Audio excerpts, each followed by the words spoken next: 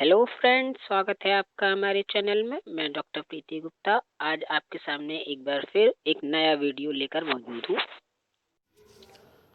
और हमारा आज का वीडियो आधारित है विवाह पर, जो मानवीय इच्छाओं की पूर्ति हेतु किया जाता है और जिस विवाह के माध्यम से ही परिवार और नातेदारी व्यवस्था उत्पन्न हो सकी है।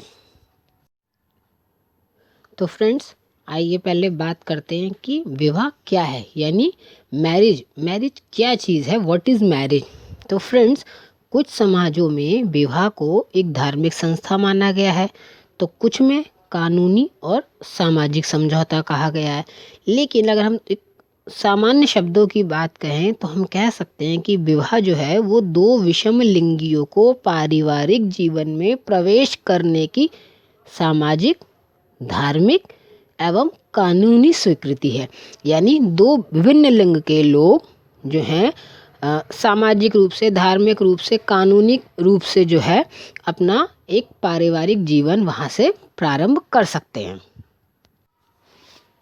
लेकिन विवाह का समाजशास्त्रीय दृष्टिकोण समझने के लिए हम कुछ समाजशास्त्रियों की परिभाषाएं अपने इस वीडियो में शामिल करते हैं, जिससे हम समाजशास्त्रीय एंगल को भी समझ पाएं।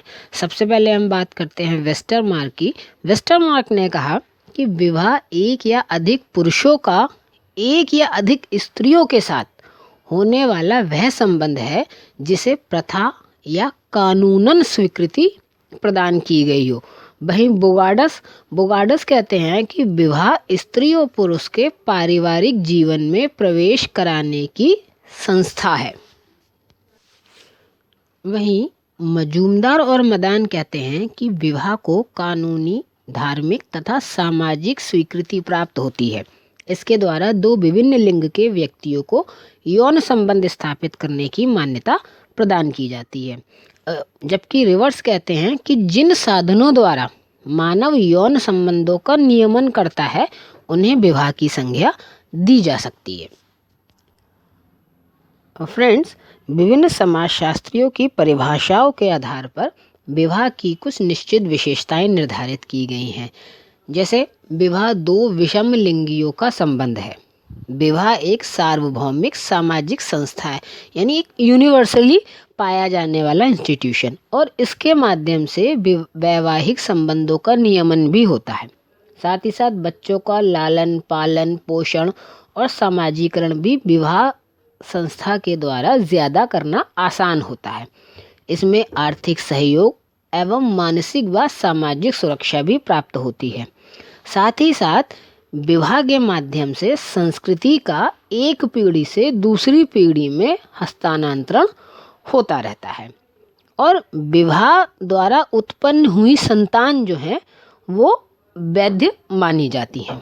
साथ ही साथ माता पिता और बच्चों में अधिकारों का, दायित्वों का एवं उनकी भूमिकाओं को जन्म देना भी जो है विवाह द्वारा संभव होता है, और ये धार्मिक, सामाजिक एवं सांस्कृतिक उद्देश्यों की पूर्ति भी करता है।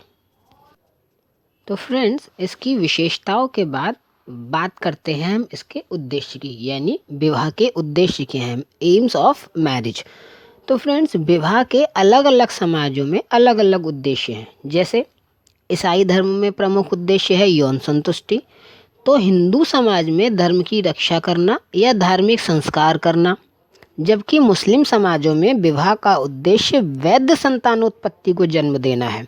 तो वहीं जनजातीय उद्देश्य जो है साथ साथ रहने का सामाजिक समझौता है। लेकिन समाजशास्त्रीय उद्देश्य जो है स्त्री और पुरुष को एक परिस्थिति देकर उसके अनुसार भूमिकाओं का निर्वहन करना है। परंतु जो विभिन्न समाजशास्त्रियों ने जो उसकी परिभाषाएं दी हैं, तो अब हम उस पर चर्चा करते हैं। सबसे पहले मजूमदार एवं मदान ने इसके उद्देश्यों पर चर्चा करते हुए लिखा है कि विवाह से वैयक्तिक स्तर पर या शारीरिक स्तर पर यौन संतुष्टि, मनोवैज्ञानिक स्तर पर संतान प्राप्त करना और सामाजिक स्तर पर पद की प्राप्ति होती है। वहीं मर्डॉक ने 250 समाजों का तुलनात्मक अध्ययन करके विवाह के 3 उद्देश्य बताए: यौन संतुष्टि, आर्थिक सहयोग और बच्चों का पालन पोषण एवं सामाजिकरण। तो गिलिन एंड गिलिन ने विवाह के 5 उद्देश्य निर्धारित किए हैं, जिसमें यौन संबंधों का नियमन, संतानोत्पत्ति, आर्थिक सहयोग, भावनात्मक संबंध, साथ ही साथ वंश एवं नातेदारी की स्थापना को भी गिलिन एंड गिलिन ने विवाह के उद्देश्यों के अंतर्गत रखा है। वहीं मेलोनोवस्की ने विवाह के मात्र 3 उद्देश्य बताए हैं। उन्होंने उसको एक सामूहिक रूप से डिफाइन किया है। उन्होंने उस 3 उद्देश्यों के अंतर्गत प्राणी शास्त्रीय उद्देश्य, सांस्कृतिक उद्देश्य और मनोवैज्ञानिक उद्देश्य के अंतर्गत विवाह के उद्देश्यों को बताया है। और इसी क्रम में हम बात करते हैं विवाह के प्रकार की, यानी types of marriages. Friends, screen पर आपको दिख रहा होगा एक ग्राफिक बना हुआ, इसको हम विस्तार से क्रमानुसार चर्चा करेंगे। जैसे विवाह मुख्यतः 2 प्रकार का होता है, एक विवाह और बहु विवाह। तो हम एक विवाह की बात करें तो एक विवाह हम उसे कहते हैं जब एक पुरुष केवल एक ही स्त्री से विवाह करता है, उसे हम एक विवाह की संज्ञा देते हैं। और इसके बाद आता है बहु विवाह। तो फ्रेंड्स, बहु विवाह एक ऐसा विवाह है जिसमें एक पुरुष या स्त्री का एक से अधिक स्त्रियों या पुरुषों के साथ वैवाहिक संबंध स्थापित होता है। इसके 4 प्रकार पाए जाते हैं, इसमें बहुपति विवाह, बहुपत्नी विवाह, द्विपत्नी विवाह और समूह विवाह आते हैं। और सबसे पहले हम बात करते हैं बहुपति विवाह की। इस विवाह के अंतर्गत एक स्त्री एक समय में कई पुरुषों से विवाह करती है और मैक्लेलन ने सर्वप्रथम बहुपति विवाह का उल्लेख किया है। बहुपति विवाह को सामान्यतः तिब्बती प्रथा भी कहा जाता है। फ्रेंड्स, इसके भी 2 प्रकार होते हैं, भात्रक बहुपति विवाह और अभात्रक बहुपति विवाह।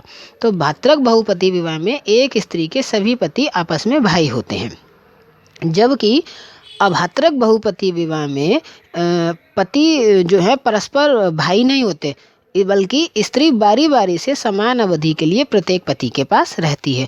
और ये दोनों ही विवाह के प्रकार, भात्रक और अभात्रक, सामान्यतः टोडा और नायरों में पाया जाता है। और इसके बाद आता है बहुपत्नी विवाह। इसमें एक समय में एक से अधिक स्त्रियों से विवाह करने को बहुपत्नी विवाह कहते हैं। और बहुपत्नी विवाह भी 2 प्रकार का होता है, सीमित बहुपत्नी विवाह, असीमित बहुपत्नी विवाह। फ्रेंड्स, सीमित बहुपत्नी विवाह में पत्नियों की संख्या सीमित होती है, वहीं असीमित बहुपत्नी विवाह में पत्नियों की संख्या असीमित होती है, यानी एक पुरुष चाहे कितनी भी स्त्रियों से विवाह कर सकता है। और बहु विवाह के अगले प्रकार में आता है द्विपत्नी विवाह। इस प्रकार के विवाह में एक पुरुष एक साथ 2 पत्नियां रखता है। साधारणतः पहली पत्नी के मायके चले जाना या अस्वस्थ रहने की स्थिति में तथा ब्रह्मचर्य बाधित होने की स्थिति में दूसरे विवाह की आज्ञा प्रदान की जाती है। मैसूर की होलिया, मेडास तथा एस्किमो और ऑरेगन जनजातियों में इस तरह का विवाह पाया जाता है। और बहु विवाह का अंतिम प्रकार है समूह विवाह। समूह विवाह में पुरुषों का एक समूह महिलाओं के समूह से विवाह करता है। समूह का प्रत्येक पुरुष दूसरे समूह की प्रत्येक स्त्री का पति होता है। यह प्रथा ऑस्ट्रेलिया की डेयरी जनजाति में पाई जाती है। यहाँ पर एक कुल की सभी लड़कियाँ दूसरे कुल की पत्नियाँ समझी जाती हैं। तो फ्रेंड्स, ये थी विवाह संबंधी समाजशास्त्रीय दृष्टि से कुछ महत्वपूर्ण जानकारी। आशा करते हैं आपको ये वीडियो ज़रूर लाभप्रद लगेगा, और अगर आपको ये पसंद आता है तो प्लीज़ इसे लाइक कीजिए, शेयर कीजिए और चैनल को सब्सक्राइब कीजिए। Thank you.